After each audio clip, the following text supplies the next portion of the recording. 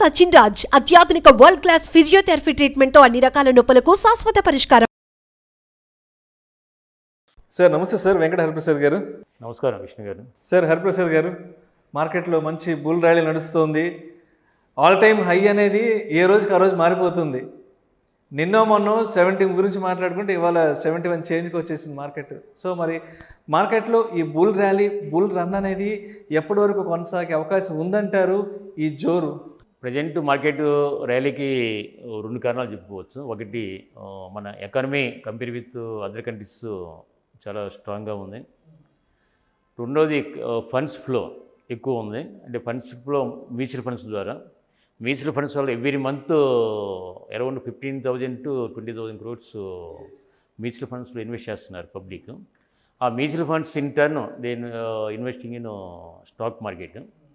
ఒకవేళ ఎఫ్ఐఎస్ వాళ్ళ stock market అమ్మినా కానీ గ్లోబల్ ఎకానమీ క్రైసిస్ ఉండటం వల్ల వాళ్ళు కొంతమంది ఎఫ్ఐఎస్ అమ్మినా కానీ ఫండమెంటల్గా కంట్రీ ఎకానమీ బాగుంది కాబట్టి మన డొమెస్టిక్ మ్యూచువల్ ఫండ్స్ కానీ ఇన్వెస్టర్స్ కానీ కొనటం వల్ల మార్కెట్ అనేది తగ్గలేదు.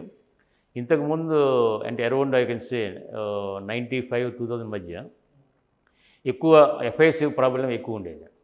వాళ్ళు ఎఫ్ఐఎస్ కనుక ఎక్కువ కొంటే మార్కెట్ పెరిగేది, అమ్మితే మార్కెట్ తగ్గేది. కానీ ఇప్పుడు మన డొమెస్టిక్గా కూడా ఇన్వెస్టర్స్ నెంబర్ పెరిగింది, అలానే మ్యూచువల్ ఫండ్స్ పెరిగినాయి. మ్యూచువల్ ఫండ్స్లో పెట్టే ఇన్వెస్టర్స్ పెరిగారు.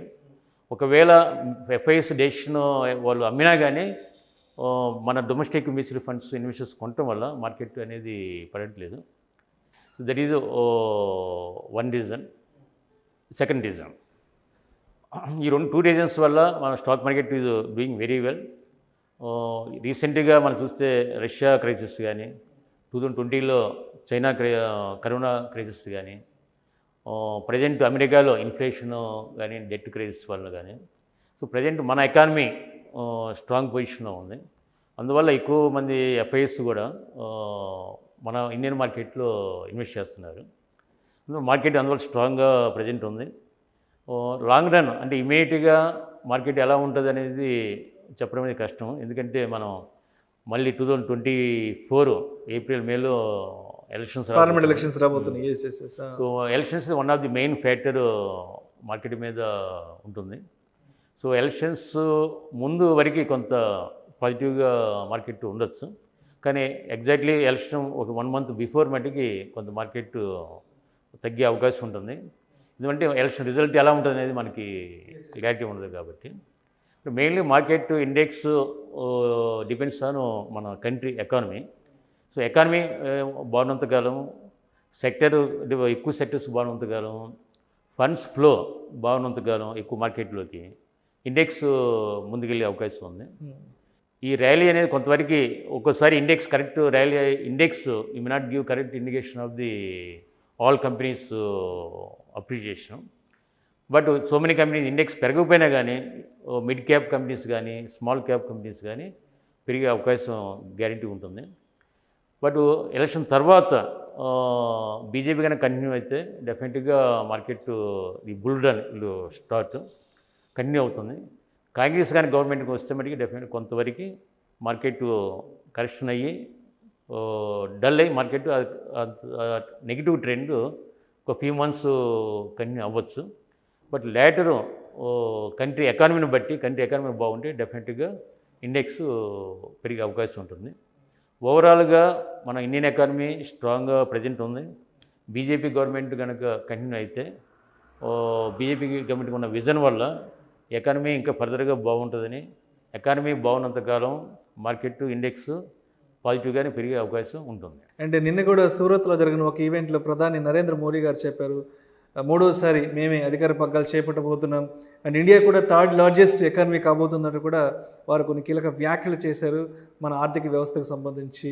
సో మరి వారు చేసిన వ్యాఖ్యలను దృష్టిలో పెట్టుకొని అండ్ మార్కెట్స్ ఇంకా ఎంత అగ్రెసివ్గా వెళ్తాయి అండ్ ఈ ఆపర్చునిటీ నుంచి మనం ఎటువంటి అవకాశాలని మార్కెట్ నుంచి తీసుకోవచ్చు అంటారు? మోడీ గారిని ఒక పొలిటికల్గా పాలిటిక్స్ పక్కన పెడితే పర్సనల్గా మోడీ గారు ఇంటెన్షన్ నేను డెఫినెట్గా నమ్ముతాను. హ్యావింగ్ గుడ్ ఇంటెన్షన్, కంట్రీని ఒక ముందుకి ఆర్థికంగా కానీ సోషల్గా కానీ ఎకనామిక్గా కానీ ముందు తీసుకెళ్ళాలనే ఇంటెన్షన్ ఉందని ఇది నమ్ముతాను. 2014 నుంచి కూడా మనం చూస్తే మోడీ గారు అనేక దేశాలకి విజిట్ చేసి మన ఇండియన్ వాళ్ళ సత్సంబంధాలు పెంపొందించి economic growth point of view బాగా కృషి చేశారు. సో మోడీ గారు థర్డ్ టైం కనుక రావడానికి కూడా ఎక్కువ అవకాశాలు ఉండొచ్చు. వచ్చే డెఫినెట్గా మనం అతను విజన్తో ఇప్పుడు 10 years చేసిన డెవలప్మెంట్ ఈ 10 yearsలో create one foundation in India infrastructure. ఇది ఫర్దర్గా నెక్స్ట్ 5 years కనుక మోడీ గవర్నమెంట్ వస్తే డెఫినెట్గా ఫౌండేషన్ అనేది టైం ఎక్కువ తీసుకుంటుంది. దాని మీద ఫర్దర్గా గ్రోత్ అనేది ఈజీగా ఉంటుంది. Economy another 5 years Modi government ఉంటే గ్యారంటీగా బాగుంటుంది అనే నమ్మకం. ఎకానమీ కనుక బాగుంటే అన్ని కంట్రీస్ కూడా ఇండియాకి వస్తాయి. ఆల్ కంట్రీస్ ఎఫ్ఐఎస్ కానీ అదర్ ఫండ్స్ కానీ మన ఇండియన్ మార్కెట్లో ఇన్వెస్ట్ చేసే అవకాశం ఉంటుంది. ఎప్పుడైతే అదర్ కంట్రీస్ ఫండ్స్ కనుక ఇన్వెస్ట్ చేస్తే స్టాక్ మార్కెట్లో న్యాచురల్గా మార్కెట్ ముందుకు వెళ్ళే అవకాశం ఉంటుంది. సో అయితే ప్రస్తుతానికి మార్కెట్స్ అంతా ఆల్ టైమ్ హైలో ఉన్నాయి కాబట్టి మరి రిటైల్ ఇన్వెస్టర్స్ అనేవాళ్ళు మార్కెట్ ఆల్ టైమ్ హైలో ఉన్నప్పుడు ఎటువంటి డెసిషన్ మేకింగ్ తీసుకోవాలి అంటే డూస్ అండ్ డూ నాట్స్ ఏముంటాయి ఈ టైంలో? ఎక్కువ మార్కెట్ హై ఉన్నప్పుడు ఎక్కువ మంది ఇన్వెస్టర్స్ వస్తారు. మార్కెట్ హైగా ఉన్నప్పుడే ఇండెక్స్ ఎక్కువగా ఉన్నప్పుడే రిటైల్ ఇన్వెస్టర్స్ చాలా జాగ్రత్తగా ఉండాలి. సో నా 37 years అనుభవం ఏంటంటే ఎవరు కూడా బేసిక్గా స్పెక్యులేషను లేకపోతే డే ట్రేడింగ్ అనేది చేయొద్దని చెబుతాను. నాకు తెలిసినంతవరకు ఎవరు కూడా డే ట్రేడింగ్లో కానీ స్పెక్యులేషన్ కానీ ఎవరు ఇంతవరకు సంపాదించలేదు.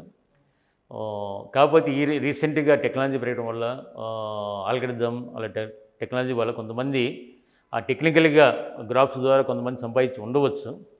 బట్ ఓవరాల్గా మై సజెషన్ గ్యామ్లింగ్ ల్యాండ్ కానీ డే ట్రేడింగ్ కానీ స్పెక్యులేషన్ కానీ చేయకూడదు. ఎప్పుడైతే మార్కెట్ బాగా పెరిగిందో ఇండెక్స్ కొన్ని సెలెక్టివ్గా మనం కన్జర్వేటివ్గా అప్రోచ్ ఉండాలి. వెరీ ఫ్యూ సెక్టర్స్, మంచి మేనేజ్మెంటు, ఫండమెంటల్ స్ట్రాంగ్గా ఉన్న కంపెనీస్ ఏవైతే ఎక్కువ రేటు పెరగని షేర్స్ ఉంటాయో స్టిల్ కొంత షేర్స్ అండర్ వాల్యూ ఉంటాయి. అలాంటి షేర్స్ని సెలెక్ట్ చేసుకొని జాగ్రత్తగా ఇన్వెస్ట్ చేయాలి. So we should not go along with market. Thank you so much Venkata Hariprasad గారు. మార్కెట్స్లో ఈ బుల్ ర్యాలీ అనేది ఎప్పటి వరకు కొనసాగే అవకాశం ఉంది? మార్కెట్ ఆల్ టైమ్ హైలో ఉన్నప్పుడు రిటైల్ ఇన్వెస్టర్స్ అనే వాళ్ళు ఎటువంటి జాగ్రత్తలు తీసుకోవాలనే అంశం గురించి మీ విశ్లేషణ ద్వారా ప్రేక్షకులకు చాలా చక్కగా తెలియజేశారు. Thank you so much sir. Thank you అండి. Thank you.